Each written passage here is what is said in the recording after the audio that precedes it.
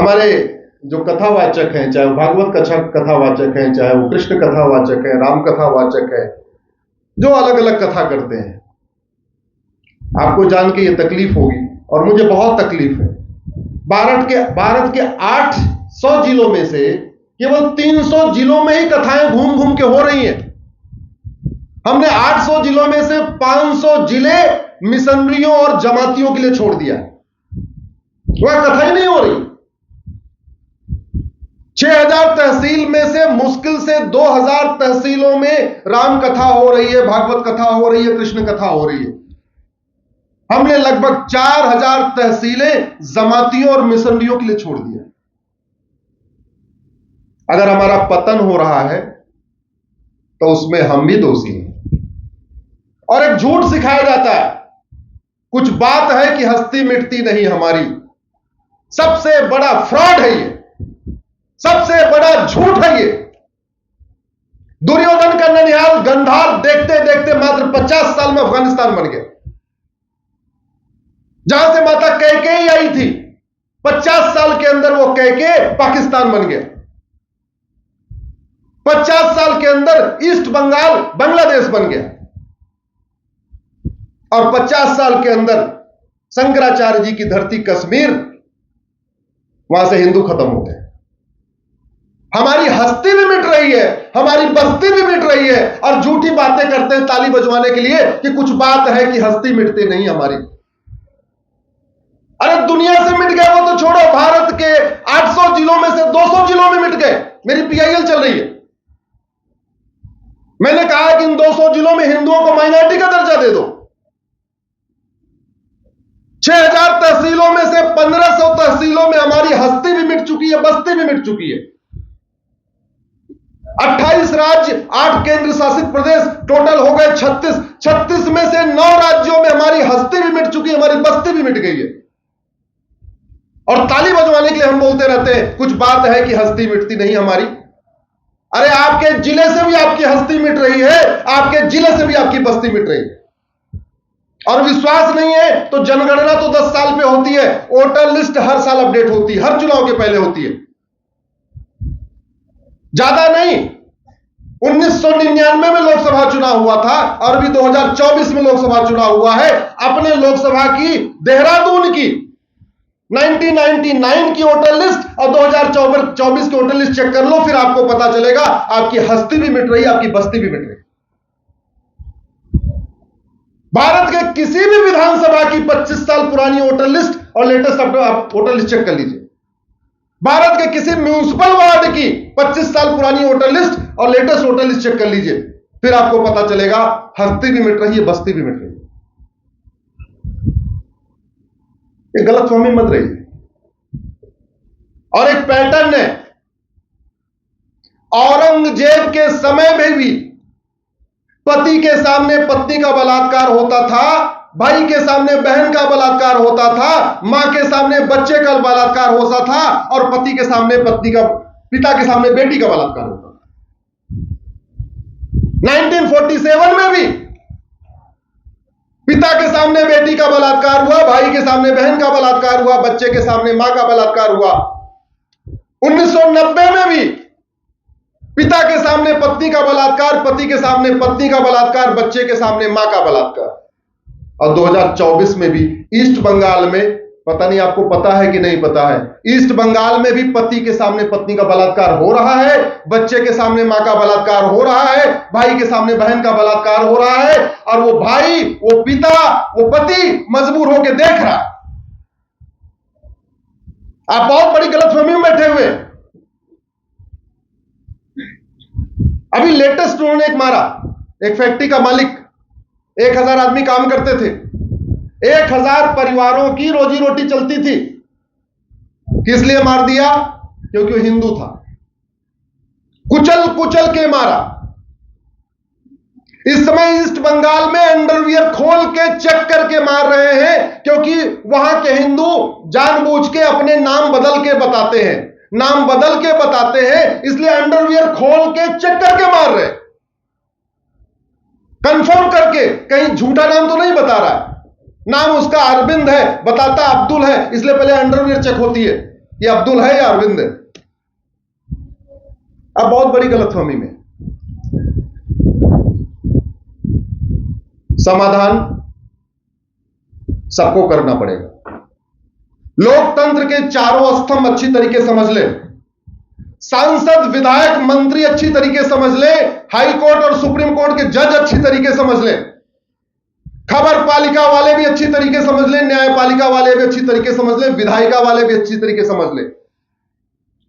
जब तक भारत में हिंदू बहुसंख्यक है तब तक ये संविधान है, नहीं 1 मिनट लगेगा इस संविधान को जलाने में।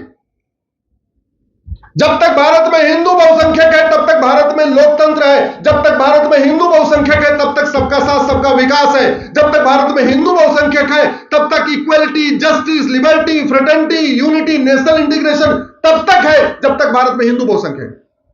जिन 9 राज्यों में, 200 जिलों में, 1500 तहसीलों में हिंदू खत्म हो चुका है, मैं बहुत सारे वहां जा जाके मैंने पर्सनली देखा है, न वहां सबका साथ सबका विकास काम करता है, न लोकतंत्र काम करता है, न सेक्युलरिज्म काम करता है, न संविधान काम करता है। बाकी तो छोड़ो, पुलिस भी अपने थाने में बैठी रहती है, अपने थाने से बाहर नहीं निकलती।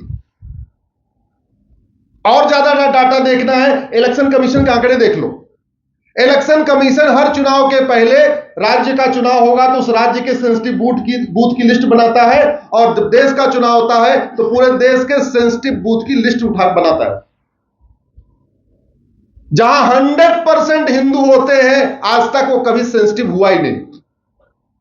लेकिन जहां हिंदू 50% भी हो जाते हैं, वो इलेक्शन कमीशन की नजरों में सेंसिटिव बूथ हो जाता है। जहां 100% हिंदू होते हैं, वो कभी पुलिस की नजरों में सेंसिटिव बूथ नहीं होता। जैसे ही हिंदू 50% हो जाता है, पुलिस की नजरों में सेंसिटिव बूथ हो जाता है। यह कड़वी सच्चाई है। भारत तब तक है, भारतीय संस्कृति तब तक है जब तक हिंदू बहुसंख्यक है। दुर्भाग्यवश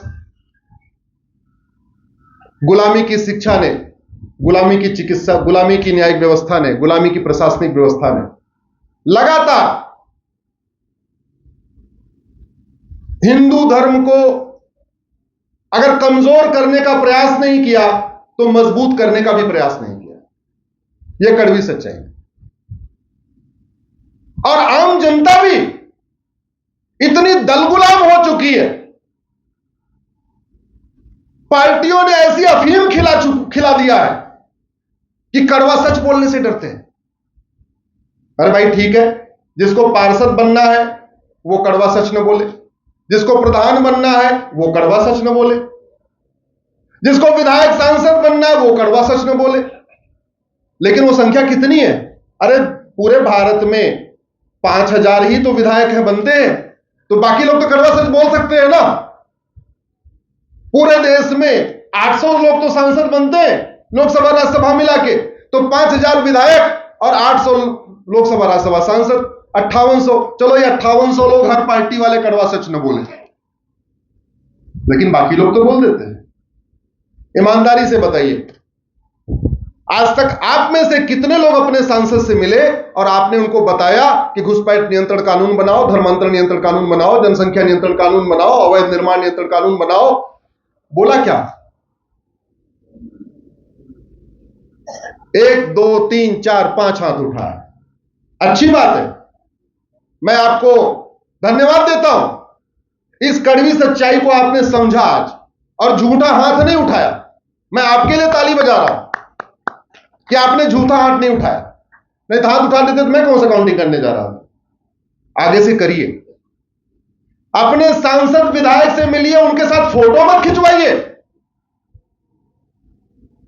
उनके साथ अपनी पर्सनल कोई बात मत करिए, उनको बर्थडे पे इनवाइट करने के लिए मत मिलिए, राष्ट्र के लिए मिलिए, सनातन के लिए मिलिए, भारत की संस्कृति बचाने के लिए मिलिए। उनको बताइए ये खतरे हैं। उनको बताना क्यों जरूरी है?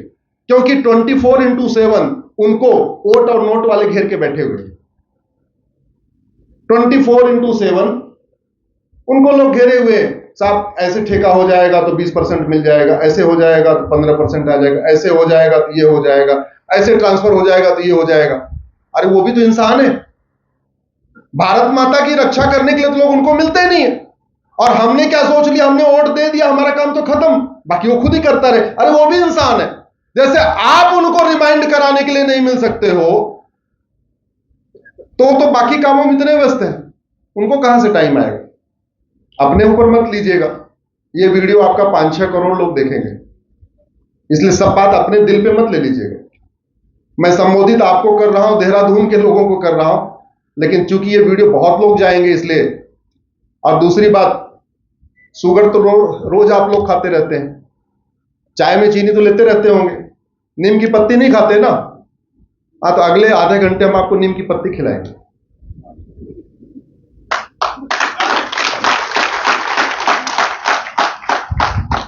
मैं अपने धर्म गुरुओं से निवेदन करता हूं, अपने सभी महामंडलेश्वर से, चूंकि आज देवभूमि पे एक कार्यक्रम हो रहा है,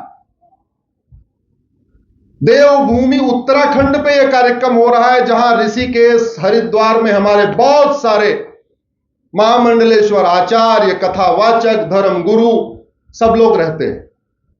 उन सब से आज हाथ जोड़ के निवेदन करता हूं, आप लोग अब प्रमुख शहरों को छोड़िए। आप जिस शहर में एक बार कथा कर चुके हैं, उस शहर में दोबारा कथा मत करिए। और यह मैंने सिद्धांत बनाया हुआ है, जिस शहर में एक बार कार्यक्रम हो जाता है, मैं उस शहर में दोबारा नहीं जाता। साल में एक बार में एक शहर में एक ही बार जाता हूं। 2024 का आज मेरा 77वां कार्यक्रम है, 77 प्रोग्राम है आज। 2024 में भी वो सैटरडे संडे हॉलीडे आया नहीं जब मैं अपने घर में रहूं। 2023 में मैं 115 जिलों में गया था, 2022 में मैं 90 जिलों में गया था।